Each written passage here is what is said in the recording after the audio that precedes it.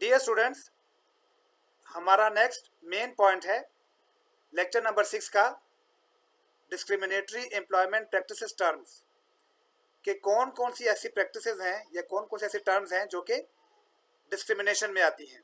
तो आइए उन पॉइंट्स को देख लेते हैं। The first one is gender identity discrimination, the second one is disability, third national origin discrimination, fourth color discrimination, 5 sexual discrimination, and last one is the religious discrimination। तो ये वो प्रैक्टिसेस हैं जो कि डिस्क्रिमिनेशन में आती हैं। मीन्स आप डिस्क्रिमिनेशन कर रहे होते हैं, मीन्स आप कानून की खिलाफ वर्जी कर रहे होते हैं। तो माय डियर स्टूडेंट्स, हर एक पॉइंट को इंडिविजुअल समझने की कोशिश करते हैं कि जेंडर आइडेंटिटी डिस्क्रिमिनेशन का मतलब क्या है, डिसेबिलिटी का मतलब क्या है, नेशनल ओरिजिन डिस्क्रिमिनेशन का मतलब क्या है, कलर डिस्क्रिमिनेशन का मतलब क्या है, सेक्स डिस्क्रिमिनेशन का मतलब क्या है और रिलीजियस डिस्क्रिमिनेशन का मतलब क्या है। आइए स्टूडेंट्स, इनको ज़रा डिटेल में देख लेते हैं। Gender identity discrimination. It is unlawful to discriminate against any employee or applicant for employment base। आप उसके बारे में जेंडर रिलेटेड सेल्फ आइडेंटिटी कर रहे होते हैं और वो भी नेगेटिव, सेल्फ इमेज क्रिएट करते हैं नेगेटिव, अपीयरेंस के बारे में आप उसको नेगेटिव रिमार्क्स दे रहे होते हैं, आप नेगेटिवली उसके एक्सप्रेशंस को आइडेंटिफाई कर रहे होते हैं या एक्सप्लेन कर रहे होते हैं। तो ये क्या कर रहे हैं आप? ये आप जेंडर आइडेंटिटी डिस्क्रिमिनेशन कर रहे होते हैं। अक्सर ऐसा होता है ऑर्गेनाइजेशंस के अंदर, कंपनीज के अंदर, कि आप एक शख्स के पीछे या एक शख्स के बारे में gender related self identity create कर देते हैं कि ये शख्स मुझे ठीक नहीं लगता, इस इंडिविजुअल या इस एम्प्लॉय की हरकतें ठीक नहीं है। आपको नहीं पता, लेकिन आप उसके बारे में नेगेटिव रिमार्क्स दे रहे हैं, आप उसके बारे में सेल्फ इमेज क्रिएट कर रहे हैं, आप का उससे कोई रिलेशनशिप नहीं है, आप उसको जानते नहीं हैं, लेकिन आप उसके बारे में सेल्फ इमेज क्रिएट कर रहे हैं, वो भी नेगेटिव। आप उसके अपीयरेंस के बारे में नेगेटिव इमेज क्रिएट कर रहे हैं, आप उसके एक्सप्रेशन के बारे में नेगेटिव इमेज क्रिएट कर रहे हैं। आपका मेन मकसद क्या होता है? ताकि उसको जॉब से निकाल दिया जाए, या अगर किसी एप्लीकेंट ने जॉब की एप्लीकेशन दी हुई है ताकि उसको सिलेक्शन प्रोसेस से पहले ही बाहर निकाल दिया जाए। अक्सर कंपनीज के अंदर ऐसा होता है। हम लोगों के बारे में जेंडर रिलेटेड सेल्फ इमेज या सेल्फ आइडेंटिटी शुरू कर देते हैं, सेल्फ इमेज क्रिएट करते हैं, अपीयरेंस के बारे में हम कमेंट्स कर रहे होते हैं, एक्सप्रेशंस के बारे में कमेंट कर रहे होते हैं। तो ये चीज़ क्या कर रहे हैं? हम जेंडर आइडेंटिटी डिस्क्रिमिनेशन कर रहे हैं। हो सकता है कि इस प्रैक्टिस से उस एम्प्लॉय की जॉब चली जाए, हो सकता है कि इस प्रैक्टिस से उस एप्लीकेंट की जिसने एप्लीकेशन दी हुई है उस पर्टिकुलर जॉब के लिए जो कि ऑर्गेनाइजेशन ने लॉन्च की हुई है, उसको हायर ना किया जाए। तो ये अब क्या कर रहे हैं? आप कानून की खिलाफ वर्जी कर रहे हैं। किसी के बारे में जेंडर रिलेटेड सेल्फ आइडेंटिटी ठीक नहीं है, किसी के बारे में नेगेटिव सेल्फ इमेज क्रिएट करना ठीक नहीं है, किसी के अपीयरेंस के बारे में, किसी के एक्सप्रेशन के बारे में। आप एक शख्स ज़्यादा बात करना पसंद नहीं करता और वो एक टीम का मेंबर है और दूसरी टीम के जो लोग हैं वो उसके बारे में सेल्फ इमेज क्रिएट कर दें, उसके एक्सप्रेशन के बारे में इमेज क्रिएट कर दें नेगेटिव। ये बात क्यों नहीं करता, ये तो इस किस्म का है,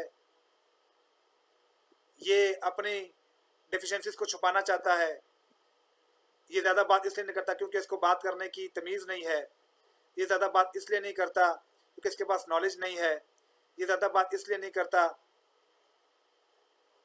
कि ये कहीं मुंह से कोई ऐसे लफ्ज़ ना निकल जाएं यानी आप उसके बारे में सेल्फ इमेज क्रिएट कर रहे हैं।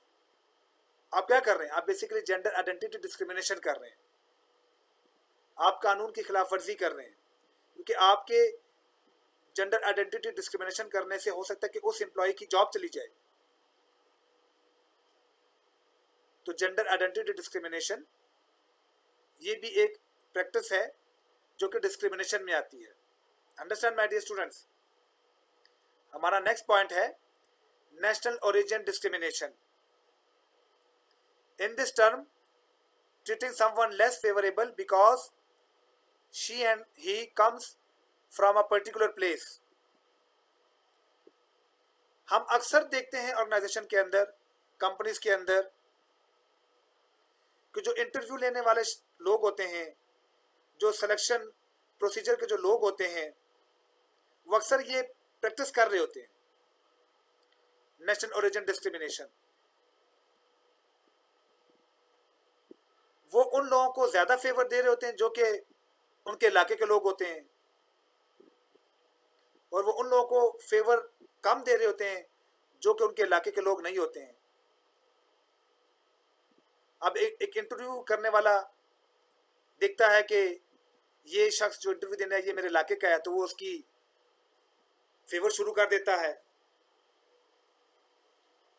बेशक उसके अंदर स्किल्स एंड एबिलिटीज ना हो, लेकिन उसके बारे में वो बड़ी अच्छी रिपोर्ट देता है एचआर को कि नहीं जी इसने बड़ा अच्छा इंटरव्यू दिया, इसके अंदर बड़ी अच्छी स्किल्स हैं, इसकी एबिलिटीज बहुत अच्छी हैं।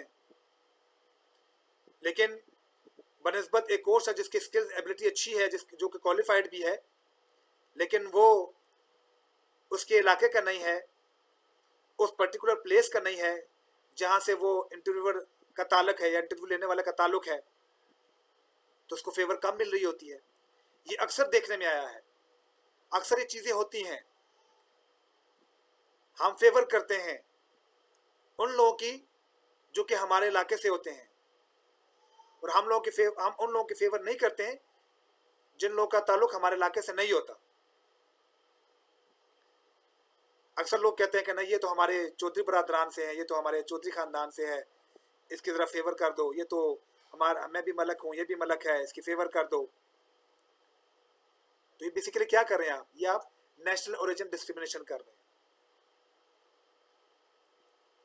आपने अगर किसी शख्स की फेवर करनी है तो उसकी स्किल्स के बिना पे करें, उसकी एबिलिटी के बिना पे करें, उसकी क्वालिफिकेशन के बिना पे करें, ना कि वो आपके इलाके का है, ना कि वो आपके बरादरी का है।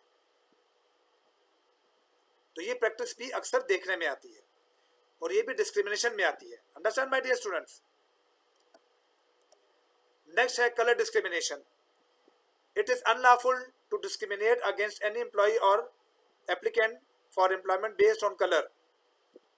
रंगत के बिना पे हम किसी एम्प्लॉय के अगेंस्ट डिस्क्रिमिनेशन कर रहे होते हैं, किसी एप्लीकेंट के अगेंस्ट डिस्क्रिमिनेशन कर रहे होते हैं। हम उसे रंगत के बिना पे, उसे कलर के बेस के ऊपर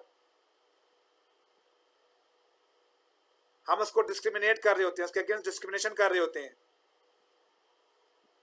तो ये अनलॉफुल है। आप उसे कलर को ना देखें, आप उसकी एबिलिटी को और उसकी स्किल्स को देखें, उसकी क्वालिफिकेशन को देखें। वो अगर आपके ऑर्गेनाइजेशन की नीड को पूरा कर रहा है, वो ऑर्गेनाइजेशन के लिए बेनिफिशियल है, उसकी परफॉर्मेंस बेहतर है, तो आप उसको कंटिन्यू करें, आप उसको हायर करें, आप उसको सेलेक्ट करें। रंगत गोरी है मगर आता जाता कुछ नहीं, ना स्किल है, ना एबिलिटी है, ना क्वालिफिकेशन है, सिर्फ रंगत गोरी है। आप उसके गोरे रंगत के बिहाफ पे उसको जॉब दे रहे हैं। ये आप क्या कर रहे हैं? आप कलर डिस्क्रिमिनेशन कर रहे हैं, आप कानून की खिलाफ वर्जी कर रहे हैं। क्योंकि हम लोगों को हायर नहीं करते, हम लोगों की स्किल्स एबिलिटीज को हायर कर रहे होते हैं। कलर जॉब को परफॉर्म नहीं करता, कलर जॉब को परफॉर्म करने में हेल्प नहीं करता, स्किल्स एंड एबिलिटीज जॉब को परफॉर्म करने में हेल्प कर रही होती हैं। आपकी परफॉर्मेंस में स्किल्स एंड एबिलिटीज का रोल होता है, कलर का रोल नहीं होता। अक्सर हम कलर के बेस के ऊपर डिस्क्रिमिनेशन कर रहे होते हैं कि नहीं, इसकी रंगत तो इतनी अच्छी नहीं है, ये देखने में इतना अच्छा नहीं है, तो ये देखने में अच्छा नहीं है तो ये काम भी अच्छा नहीं करेगा। तो you are doing colour discrimination, आप कानून की खिलाफ वर्जी कर रहे हैं। उसकी स्किल्स को देखें, उसकी एबिलिटी को देखें, उसकी क्वालिफिकेशन को देखें, उसके एक्सपीरियंस को देखें, उसकी बिना पे आप उसको एक्सेप्ट करें या डिनाई करें। Sex discrimination, it is unlawful to discriminate against any employee or applicant for employment based because of his her sex in decision involving hiring में, termination में, promotion में, job training में, compensation में और any other terms, conditions और privileges of employment। तो ये भी कानून की खिलाफ वर्जी है। अगर इस टर्म को भी यूज किया जाए प्रमोशन के लिए, टर्मिनेशन के लिए, जॉब ट्रेनिंग के लिए, सैलरी को इन्हांस करने के लिए, कंपनसेशन ज्यादा लेने के लिए, तो ये भी कानून के खिलाफ वर्जी है। Understand my dear students. Next है religious discrimination. Employer may not treat an employee or an applicant less or more favorable because of his her religious beliefs or practices। Religious के बिना पे भी अगर आप किसी शख्स को हायर नहीं करते हैं या हायर कर रहे होते हैं या किसी की फेवर नहीं करते हैं या किसी की फेवर कर जाते हैं, तो ये भी डिस्क्रिमिनेशन प्रैक्टिसेस टर्म में आता है। अक्सर हमने देखा है कि ये तो हमारे मुसलमान भाई हैं, इनकी फेवर कर दो, ये हमारे फलाने भाई हैं, इनकी फेवर कर दो। एम्प्लॉयर को चाहिए कि during the hiring procedure, during the selection procedure religious को ना देखें, स्किल्स एंड एबिलिटीज को देखें। हाँ, बाज़ जगह पे रिलीजियस को देखा जाता है। बाज़ जॉब्स ऐसी होती हैं जहाँ पे रिलीजियस को ज़रूर देखा जाता है। वहाँ पे ज़रूरी होता है कि आपका सेम रिलीजियस का पर्सन आए और जॉब को संभाले। लेकिन बाज़ जगह पे ज़रूरी नहीं होता कि नॉन मुस्लिम है मैं इसको जॉब नहीं देता, या ये मुस्लिम है मैं इसको जॉब नहीं देता, या ये सुन्नी नहीं है मैं इसको जॉब नहीं देता, ये तो अहले हदीस है मैं इसको जॉब नहीं देता, ये क्रिश्चियन है मैं इसको जॉब नहीं देता। तो आप रिलीजियस डिस्क्रिमिनेशन कर रहे हैं। अगर ऐसी जॉब है जहां पे रिलीजियस का कोई लेना देना नहीं है, उस जॉब पे मुस्लिम भी आ सकता है, नॉन मुस्लिम भी आ सकता है, तो वहां पे आप किसी की फेवर ना करें। वहां पे आप स्किल्स एंड एबिलिटीज को आइडेंटिफाई करें। जिसकी स्किल्स अच्छी हैं, जिसके अंदर एबिलिटीज हैं, जो क्वालिफाइड है, जिसके पास बेहतर एक्सपीरियंस है, जो बेटर परफॉर्मर है, आप उसको जॉब ऑफर करें। Understand my dear students. मैं उम्मीद करता हूं कि माय डियर स्टूडेंट्स कि हमने जितने भी डिस्क्रिमिनेटरी एम्प्लॉयमेंट प्रैक्टिसेस टर्म पढ़े वो आप लोगों को समझ आ गए होंगे।